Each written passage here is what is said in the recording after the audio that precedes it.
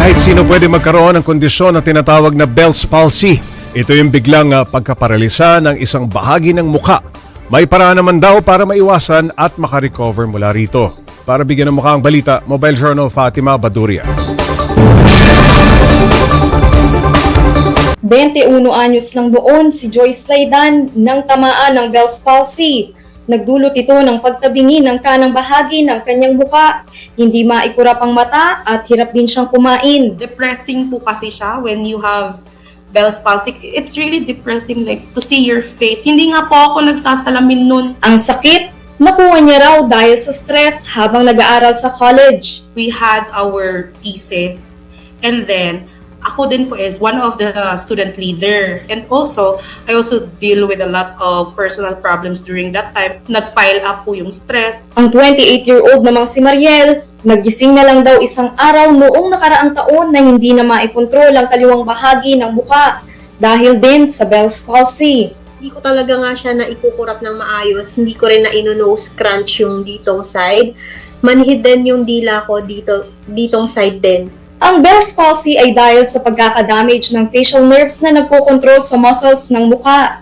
Unknown ang ibang sanhi nito. Pero ayon sa neurologist, kadalasan ay dulot din daw ito ng viral infection. Yung mikrobyo o yung virus na pumasok sa katawan natin na nagbigay daan sa mga dating mga sakit na yon, no, mga ubo, sipon, lagnat, etc., ay maaari pong maligaw. No? Maaari po siyang mapunta doon sa ugat or doon sa facial nerves. Nagiging daan din daw ang stress kaya nagkakaroon nito. Naapektuhan yung kain mo, yung tulog mo, and other aspects of daily life. If your immune system drops, you become more susceptible or mas madali kang kapitan ng sakit. Gumaling din naman sina Joyce at Mariel sa tulong ng pagmamasahe sa muka. Ito rin daw ang payo nito. Bukod dito, isa ring paraan para maiwasan ang Bell's palsy ay healthy lifestyle. You eat at the proper time, making sure you eat the right food, wherein preferably whole foods, no, not really those processed foods. At the same time, to ensure to have as much sleep as possible, no, which is approximately for adults around 6 to 8 hours of sleep per day, kung kaya. Inside and out daw dapat ang kagandahan. Bukod sa panglabas na anyo, kailangan din tutukan ang pangloob na kalusugan. Mga kapatid, Mobile Journal Fatima Baduria po, hatid ang mukha ng balita. Para pag-usapan itong Bell's palsy, makakasama natin si Mobile Journal Fatima Baduria. Fatima, itong nakausap mo ba na sina Joyce at Mariel bago makaranas ng Bell's palsy? May mga sintomas ba?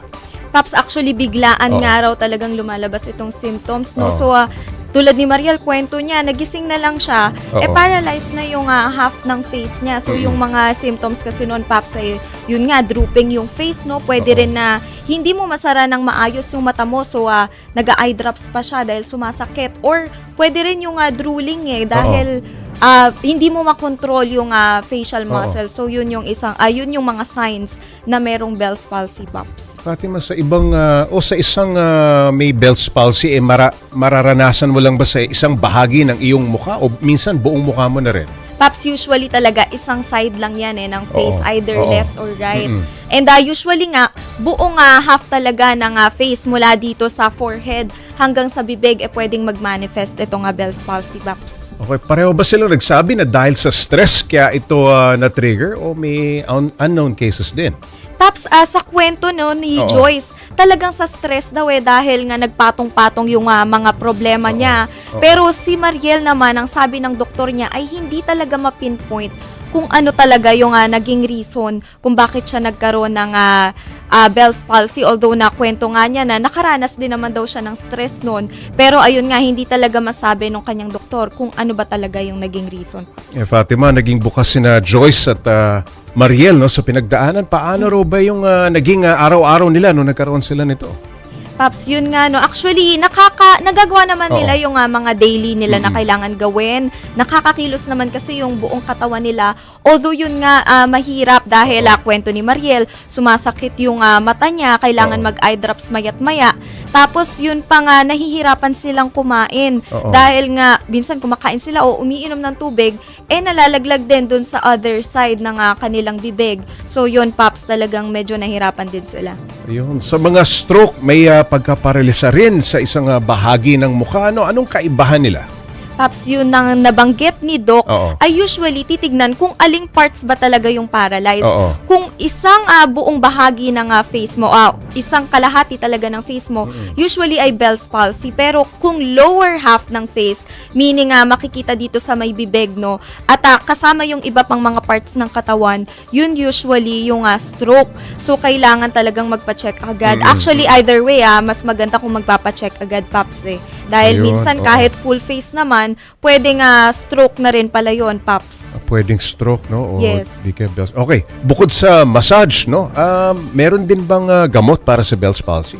Actually, Paps, wala talagang direct na gamot para sa Bell's palsy. Pero, yung ibang mga doktor daw ay nagre-reseta ng steroids. Oo. Dahil anti-inflammatory daw yun. So, natutulungan yung mga facial nerves nila. At yun nga talagang makakapagpabilis din yung pagmamassage. At yung iba rin talagang nire-recommenda na mag-take ng vitamins yung mga may Bell's palsy para maiwasan lalo na kung dahil nga sa viral infection, Paps. Okay. Fatima, gaano katagal ang recovery ng isang may Bell's palsy? Actually, Paps, depende sa severity nung Oo. case. Si Mariel, na kwento niya, 2 weeks lang daw and then gumaling na siya o naka-recover na Oo. siya. Pero nasabi ni Doc na minsan daw pwedeng around 6 to 12 months Okay. kapag ka-severe na case and lalo na kapag ka hindi na agapan. Oo. Usually raw, may iba raw kasi na hindi agad pumupunta sa doktor, hindi agad nagpapakonsulta, so hindi agad nagagawa ng paraan. So better if talagang early consultation and then mabigyan agad ng solusyon itong Bell's palsy, Paps. Okay. Maraming salamat, Mobile Journal Fatima Baduria.